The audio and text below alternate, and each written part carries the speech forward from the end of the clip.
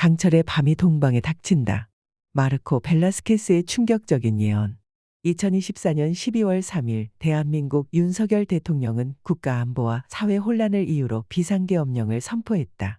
이는 전 세계적으로 큰 충격을 안겼다.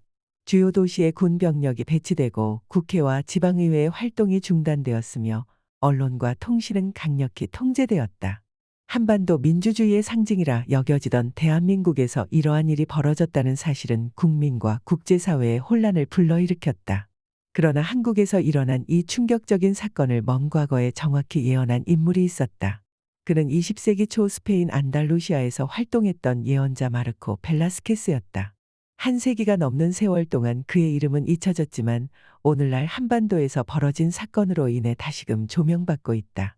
그의 예언은 단순한 경고를 넘어 희망과 화합을 향한 메시지로 해석되며 사람들에게 깊은 여운을 남기고 있다. 오늘의 내용을 시작하기 전에 좋아요와 구독을 눌러주시면 정말 큰 힘이 됩니다. 마르코 벨라스케스의 생애, 신비로운 능력의 시작. 마르코 벨라스케스는 1856년 스페인 남부 안달루시아 지방의 론다에서 태어났다.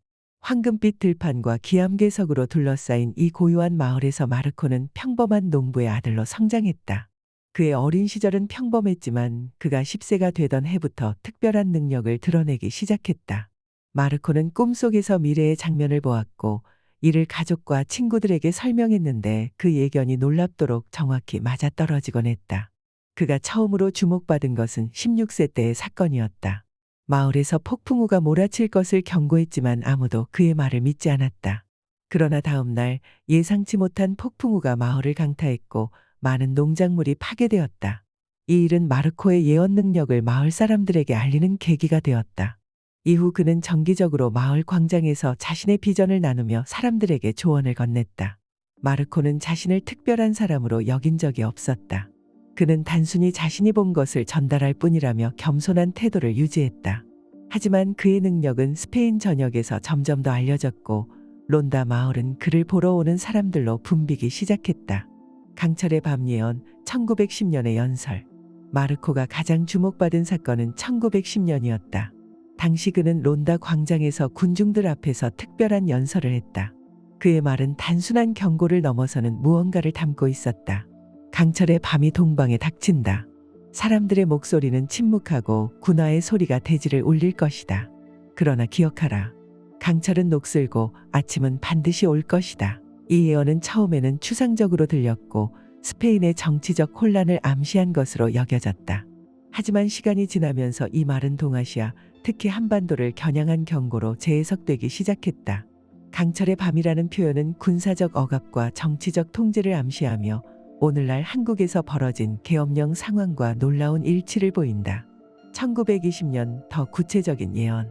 마르코는 1920년에 또 다른 연설을 통해 한반도와 관련된 더 구체적인 예언을 남겼다. 동방의 반도에서 두 형제가 등을 돌리리라. 한 형제는 북쪽의 어둠으로 다른 형제는 남쪽의 빛으로 향한다. 그러나 그들 사이에 강철의 밤이 내려앉을 것이다.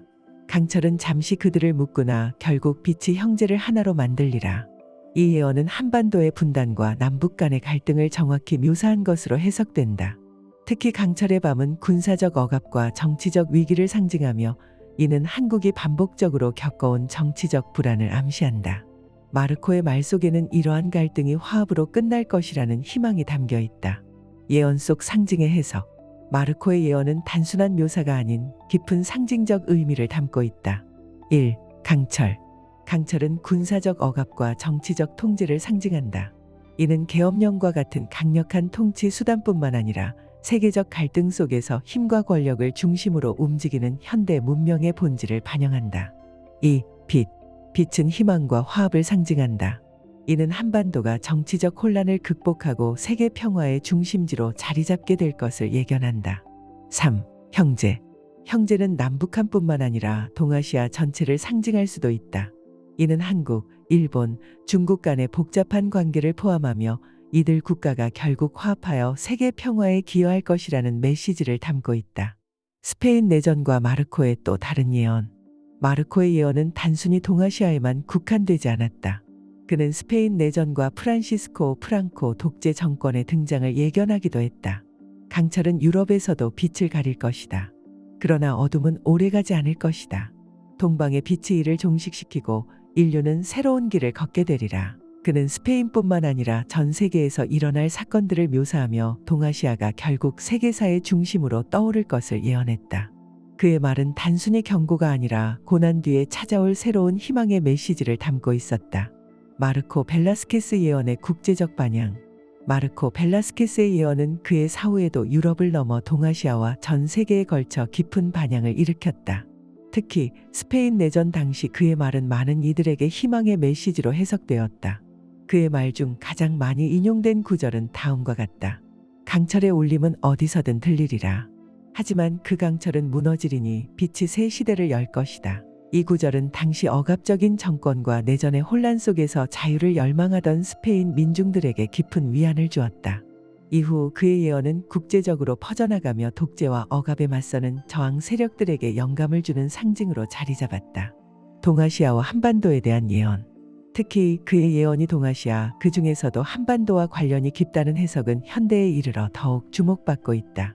그의 말에서 강철의 밤이라는 구절은 군사 독재와 계엄령 그리고 국가의 정치적 억압을 암시하는 것으로 여겨진다. 이는 단순히 한반도의 상황을 넘어서 일본과 중국 그리고 그 외 동아시아 국가들 사이의 갈등을 암시하는 구절로도 해석된다. 한국 전쟁과 강철의 밤. 1950년에 발발한 한국전쟁은 마르코의 예언과 맞아떨어지는 사건으로 자주 언급된다. 남북한 간의 극단적인 대립과 전쟁으로 인해 두 형제가 등을 돌리리라는 그의 말이 현실로 드러난 것이다. 하지만 그는 이어 강철의 밤이 지나면 결국 형제가 화합하리라고 예언하며 통일에 대한 희망을 암시했다. 21세기 한반도의 갈등과 해소. 현대의 남북 갈등은 마르코가 예언한 강철의 밤의 연장선으로 여겨진다. 그의 예언 속에는 통일의 희망과 함께 통일이 이루어진 후 한반도가 동아시아와 세계 평화의 중심지가 될 것이라는 메시지가 담겨 있다. 이 점에서 그의 예언은 단순히 과거의 경고가 아닌 현재와 미래에 대한 깊은 통찰을 제공한다. 예언의 해석과 현대적 시각. 강철과 기술의 시대. 마르코의 예언에서 강철은 억압과 군사적 통제뿐만 아니라 현대 사회의 기술과 산업적 발전을 상징하기도 한다. 이는 인공지능, 빅데이터, 군사기술의 발달과 같이 현대 문명이 겪는 양면성을 드러낸다. 그의 예언은 이러한 기술이 인간성을 억압하지 않고 조화로운 미래를 만들어야 한다는 경고로도 해석될 수 있다. 빛과 한국의 역할. 빛은 단순한 희망이 아니라 한반도의 문화적, 정신적 역할을 상징한다. 마르코는 한국이 단순히 내부의 혼란을 극복하는 것을 넘어 동아시아의 화합과 세계 평화의 중심지가 될 것을 예견했다. 그의 메시지는 한국의 민주화 과정과 남북 관계의 진전에 깊은 영감을 준다. 현대 과학과 예언의 검증. 현대 과학기술은 마르코의 예언을 새로운 방식으로 조명하고 있다. 특히 그의 기록은 인공지능과 빅데이터 분석을 통해 역사적 사건들과의 일치성을 검토하는 데 사용되고 있다. 텍스트 분석과 일치성. 최근 연구에 따르면 그의 예언 속 표현과 한국의 역사적 사건 사이에는 놀라운 일치성이 발견되었다. 강철의 밤이라는 표현은 한국의 군사 정권 시기와 계엄령 사태를 상징적으로 묘사하며 이는 그의 예언이 단순한 우연이 아니라는 해석을 뒷받침한다. 지리적 일치. 마르코가 동방의 반도라고 언급한 지리적 위치는 명백히 한반도를 가리키고 있다. 이는 그의 예언이 단순히 스페인이나 유럽의 사건들에 한정되지 않고 동아시아와 같은 먼 지역에까지 적용될 수 있음을 보여준다. 마르코의 예언이 남긴 유산. 오늘날 스페인 론다 마을에는 마르코 벨라스케스를 기리는 박물관이 세워져 있다. 이곳에서는 그의 기록이 전시되고 있으며 많은 학자들과 방문객들이 그의 예언의 진실성을 탐구하고 있다. 다큐멘터리와 영화 제작. 마르코의 생애와 예언은 최근 다큐멘터리와 영화로 제작되어 국제적으로 큰 반향을 일으켰다. 특히 2024년 한국의 계엄령 사태 이후 그의 이름은 전 세계 언론의 주목을 받았다. 정치적, 사회적 영향. 마르코의 예언은 단순히 과거의 경고로 그치지 않았다. 그의 메시지는 현재의 정치적 혼란 속에서도 희망과 화합을 찾으라는 격려로 해석되며 많은 사회적 운동과 정책 논의에 영향을 미치고 있다. 마르코의 희망의 메시지. 마르코는 생애 마지막에 다음과 같은 말을 남겼다. 강철은 녹슬고 새로운 노래가 시작되리라. 빛은 어둠을 덮고 인류는 서로를 이해하며 하나가 될 것이다. 그의 말은 단순한 예언이 아니라 인간의 본질적인 희망과 화합에 대한 메시지로 받아들여지고 있다. 이는 고난이 영원하지 않으며 어둠 뒤에는 반드시 빛이 있다는 믿음을 심어준다. 마르코 벨라스케스와 동방의 운명.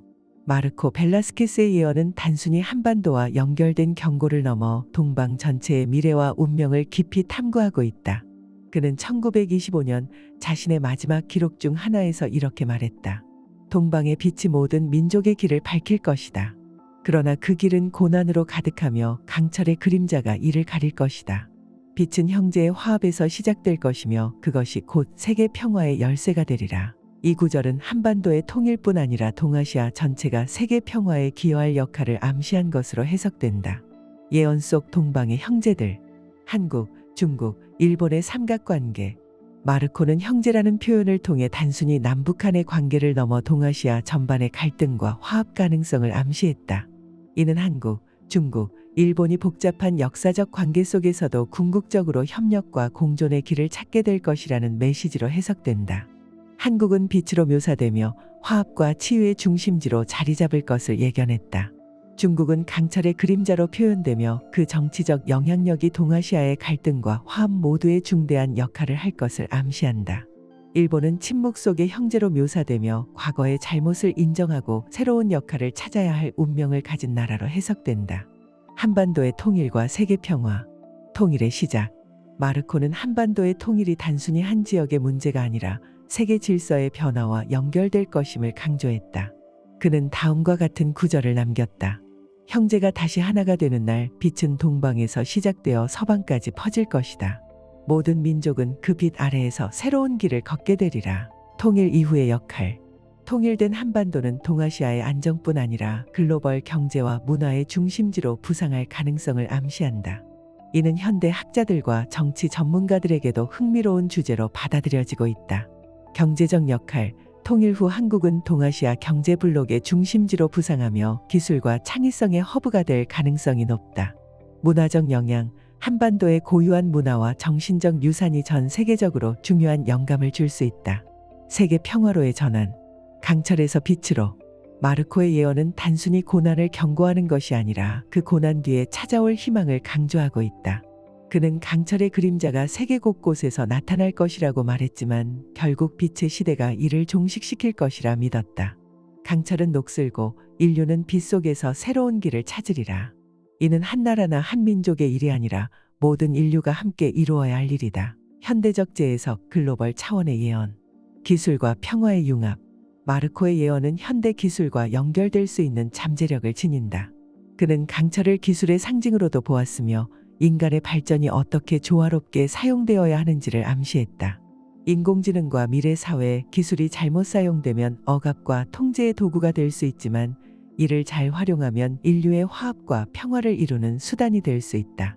환경과 지속 가능성. 마르코는 빛의 시대가 단순한 정치적 변화뿐 아니라 자연과의 조화를 강조하는 시대로 발전해야 함을 암시했다. 국제적 반응과 연구. 마르코의 유산 보존. 스페인 론다 마을의 마르코 벨라스케스 박물관은 그의 예언을 보존하고 연구하는 중심지로 자리 잡고 있다. 이곳에서는 그의 예언이 현대 세계에 어떤 의미를 갖는지 탐구하는 학술 세미나와 전시회가 열린다. 한국에서의 연구. 2024년 한국의 계엄령 사태 이후 한국 학계와 언론은 마르코의 예언을 집중적으로 연구하기 시작했다. 이는 단순히 과거의 신비로운 전설로 여겨졌던 그의 말이 현재의 정치적 상황과 놀라운 일치를 보였기 때문이다. 결론, 마르코의 예언이 주는 메시지. 마르코 벨라스케스의 예언은 단순히 과거의 경고로 머물지 않는다. 그것은 현재와 미래를 위한 희망의 메시지로 자리 잡고 있다. 그의 말처럼 강철의 밤은 지나가고 아침은 반드시 온다. 우리가 그의 메시지에서 배울 점은 인간의 고난과 위기가 단순한 절망으로 끝나지 않는다는 것이다. 고난 뒤에는 항상 화합과 새로운 시작이 기다리고 있으며 그것은 우리 모두가 함께 만들어가는 것이다.